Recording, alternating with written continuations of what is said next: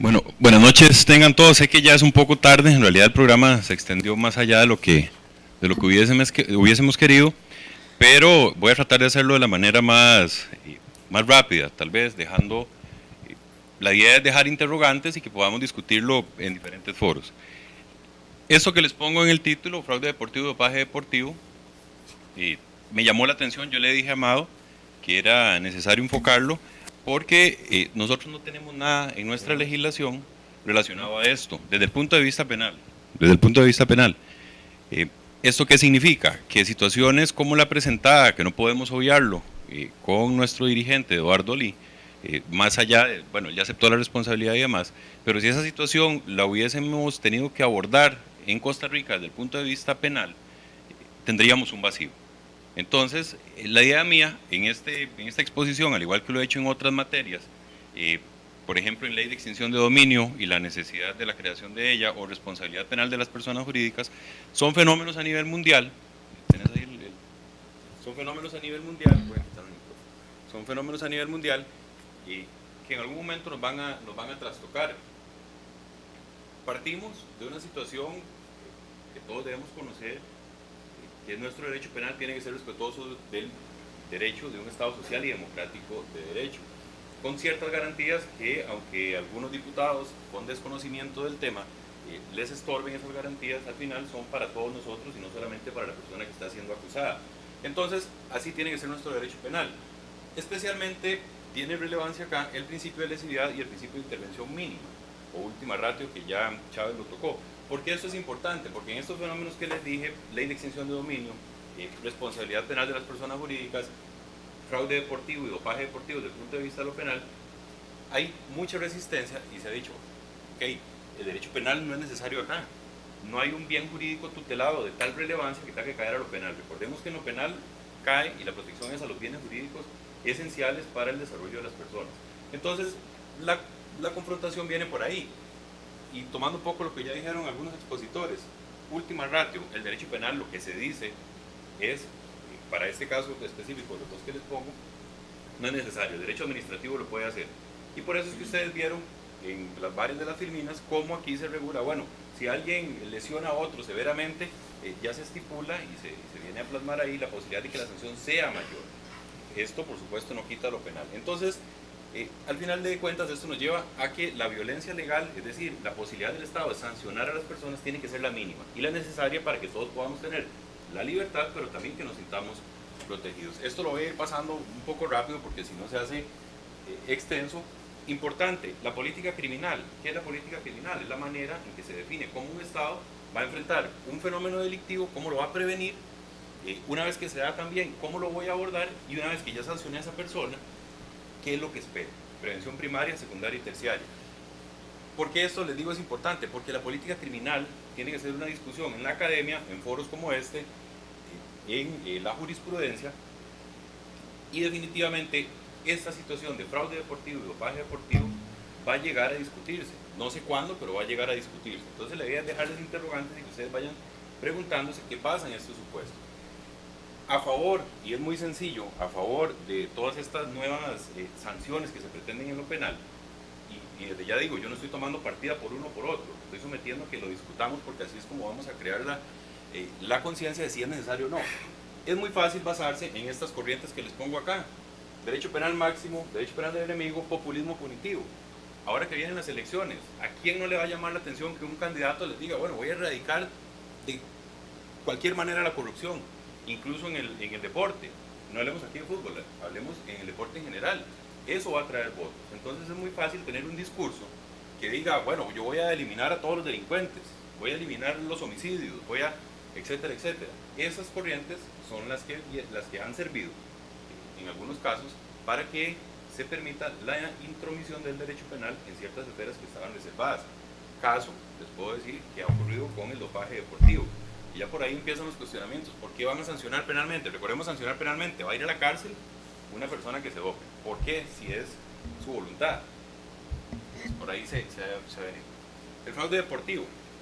Tenemos que definir qué es fraude deportivo. Aquellas actividades fraudulentas cometidas para alterar o circundar las reglas que rigen el desarrollo de la actividad deportiva y su propia organización.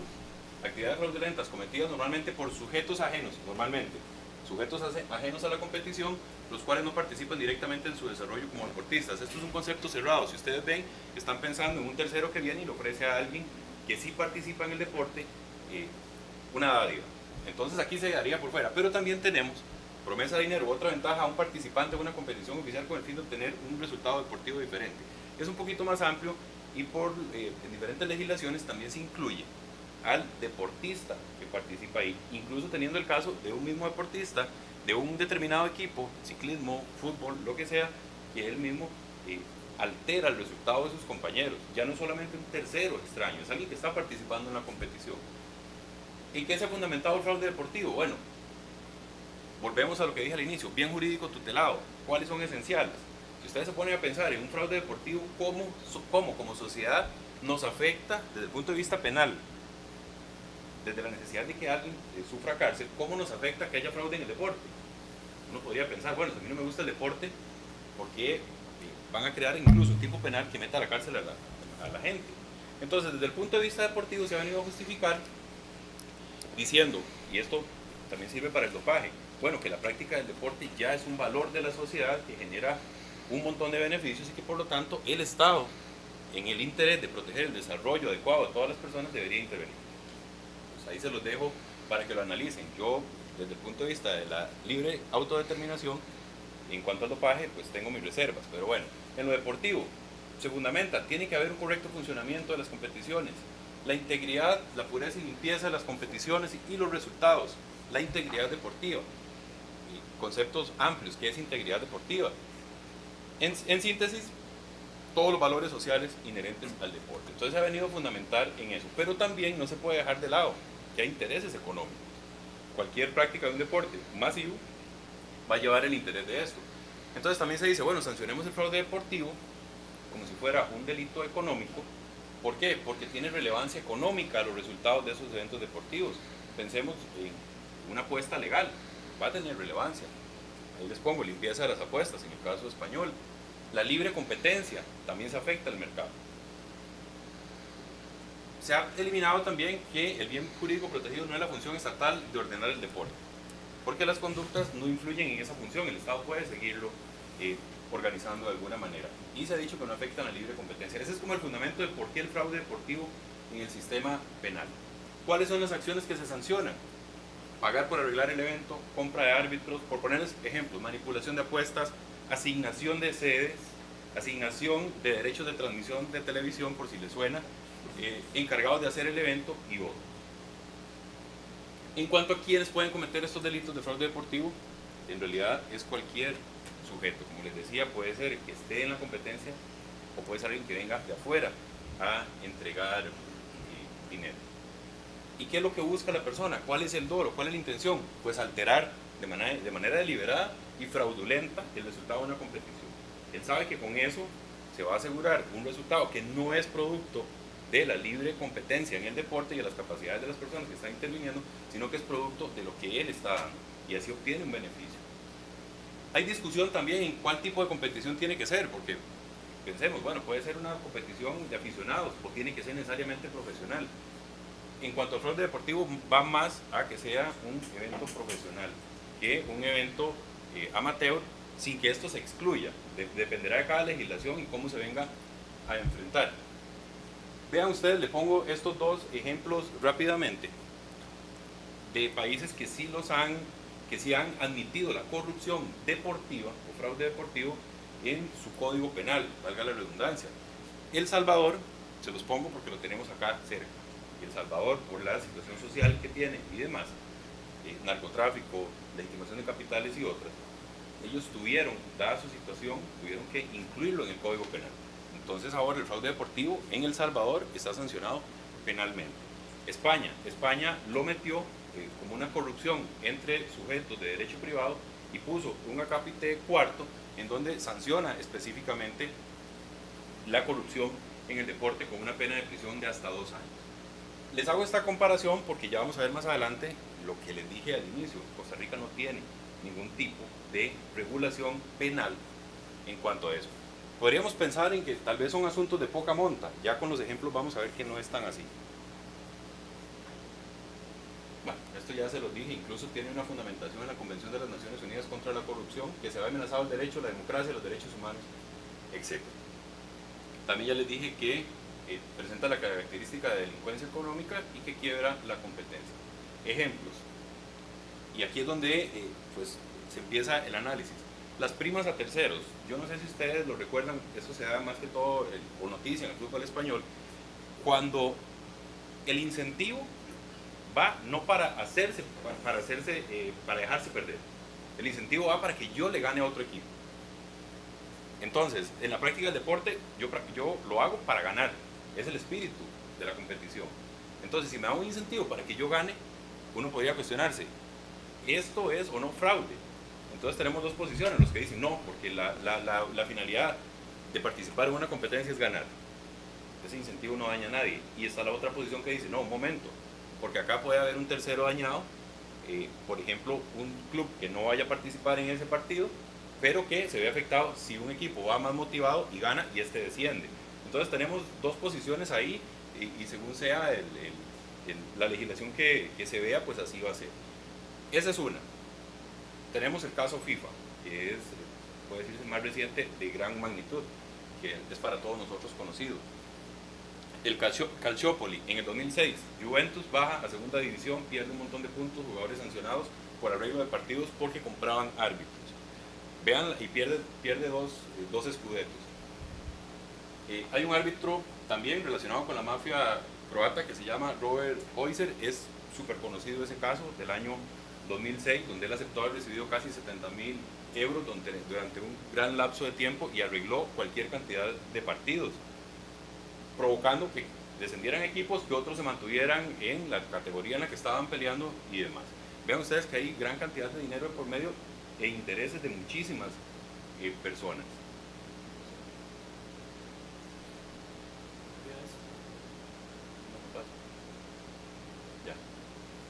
Esto, primera aproximación o una aproximación al fraude deportivo. Dopaje deportivo, tema todavía un poco más escabroso cuando se trata de sancionar a quien consume la sustancia prohibida. Creo que existe consenso desde el punto de vista de una sanción administrativa que quien da esa sustancia dopante pues merece una sanción. Me parece que ahí no hay mayor discusión. Pero quien la consume, vamos a verlo por ahí. El doping es la administración o uso por parte de un atleta de cualquier sustancia ajena al organismo o cualquier sustancia fisiológica tomada en cantidad normal o por vía anormal con la sola intención de aumentar de un modo artificial y deshonesto su capacidad en la competición. Si vamos a la realidad nacional, no hemos tenido casos extremadamente graves como para que sean tan llamativos de la prensa, porque ustedes ven, si hay un homicidio espantoso, va a salir. No hemos tenido casos en fraude deportivo o en dopaje deportivo que llamen tanto la atención, pero cuando exista, cuando se dé una operación, como se ha dado en Europa, donde detienen a cualquier cantidad de personas traficando sustancias dopantes, ahí vamos a ver cómo se va a pedir que esas personas vayan a la cárcel. Por eso les digo el populismo. Busca sancionar el doping propiamente, evitar que el triunfo deportivo sea fraudulento, preservar la salud de los atletas. Esto es importantísimo porque es el argumento del que más se han agarrado los que están a favor de sancionar penalmente el dopaje deportivo. Preservar la salud de los atletas, evitar la proliferación de prácticas delictivas que crecen alrededor, laboratorios clandestinos y tráfico de sustancias. Perjudica la ética deportiva, integridad física y psíquica. Acá, el caballo de batalla, por llamarlo de alguna forma, de los que están a favor, ha sido la salud pública. E incluso se ha pretendido y se ha solicitado en Europa que se equipare a lo que es el tráfico de drogas de manera normal, que es un jurídico tutelado, no tenemos discusión, que es la salud pública. Se dice que esta salud se ve afectada porque en general podría llegar esa sustancia a cualquier persona que practique deporte y que por supuesto su vida y su salud se va a ver comprometida. La segunda justificación, la protección del deporte y de la competencia, pensando en el fair play o juego limpio. Y también, se me olvidaba, la protección psíquica de los deportistas. ¿Cuáles son las conductas sancionadas? Hay legislaciones que no sancionan a quien la consume, hay legislaciones que sí, como les decía. Suministrar, no someterse a controles antidopaje, esta es otra. Incluso el equipo Festina, ya lo vamos a ver más adelante, creo, aquí, perdón, fue por EPO, por la sustancia EPA, pero hay uno que fue sancionado porque no quiso someterse al control antidopaje y eso se toma como un positivo. Consumir las sustancias ilícitas y además poseer esas sustancias ilícitas. Ejemplos, en diferentes disciplinas. Thomas Hicks, Juegos Olímpicos de 1904, no es algo nuevo, lo tenemos de toda la vida. Y vean ustedes qué tipo de dopaje. Mezcla de brandy, estricnina y yemas de huevos crudos. Murió en la competición. Porque fueron sustancias que de una manera normal intentaron que tuviera un rendimiento distinto. El equipo Festina, Tour de Francia, año 1998, todos con EPO. Tour de Francia en el 2006, el ganador Freud Landis. ¿Recuerdan ustedes, los que somos pues, aficionados al fútbol y demás? Y bueno, el fútbol en numerosos casos, pero también Operación Puerto en el año 2007 en Madrid, que es lo que les digo, fue algo que fue noticia. Acá no tenemos eso, pero allá sí. Entonces a partir de ahí se han venido dando reformas legales para eso. En Costa Rica, ya aterrizando, ¿y por qué les hago todo ese recuento de cómo es que se sanciona y por qué es que se sanciona? En Costa Rica tenemos que decir lo siguiente. Bueno, uno, tenemos la ley de deportes 7800. Si ustedes ven ahí, se da una declaración o carta de intenciones de qué tiene que hacer el ICODER y cómo tiene que hacerlo. Velar porque sea el deporte, la práctica del deporte que sea íntegra. Por ahí vemos pues, una función importante, pero no dispone absolutamente nada más. No hace referencia a cosas que tengan que relacionarse con lo penal, más a lo administrativo. Cayendo en lo penal, nuestro Código Penal, lo primero, no tiene corrupción propiamente, delito de corrupción o cohecho propio o impropio, etcétera, entre sujetos privados. Si ustedes ven los artículos del Código Penal, todos empiezan o contienen. ¿Al funcionario público qué? ¿Al funcionario público qué? ¿Al funcionario público qué? Entonces pensemos en que el fraude deportivo y demás se dé entre sujetos privados, en que no intervenga ningún funcionario público. Si nos vamos propiamente a lo que es la sanción de conductas corruptas o fraudulentas, nosotros no tenemos posibilidad alguna de sancionar a esas personas. Esas personas podrían cometer el fraude aquí y típicamente no podría llegarse a ningún juicio. Una sanción administrativa tal vez, pero por ponerlo claro, vamos a matizarlo un poco.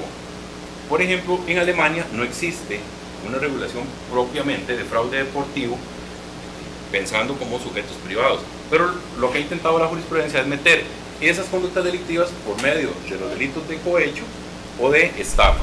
Eso también es ampliar demasiado la aplicación del derecho penal porque son supuestos totalmente distintos.